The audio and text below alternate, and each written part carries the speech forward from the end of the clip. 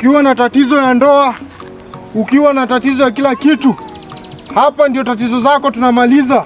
Hata kama unataka kuongea na nini, wewe njoo unione mimi. Kama kuna watu wanakusumbua, kama umevuka nyoka, kama umevuka chura, kama ni umbwa iongei, kuja unione. Ona Prophet Charlie anamaliza shida zako. Excuse me. Yes. Umesema hata kama unataka kuongea na dogi yako. Kama unataka kuongea na dogi yako na ikuongeleshi, mimi namaliza hiyo matatizo. Thank God, because I've been looking for someone like you. You know what? My cat has refused to pray since Monday. Unaweza nisaidia? Naweza nikakusaidia. Sasa matatizo yako yapo yote inaishia hapa. Kenya inafaa ni wewe tu utoe hiyo sadaka. Najua paka yako imefungwa, lakini Mungu anaenda kufungua. Sasa utahitaji pesa ngapi? Mimi nahitaji tu upande mbegu ya shilingi 10,000. Najua Mungu anaenda kutenda na paka yako inaenda kuongea kwa njia leo. Tatizo hai shika.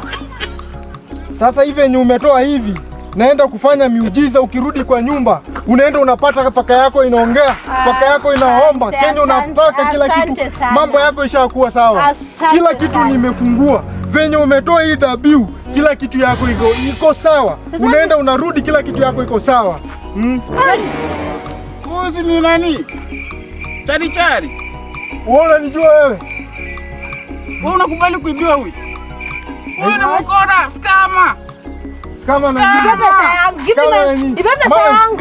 You are a scammer. Huyu simjui huyu. Huyu simjui huyu. Ndio kazi. Wewe. Ndio kazi. Ai wewe. Watu wako mboga hapa, watu wako kazi. Wewe umekuja Nairobi jana? Ai.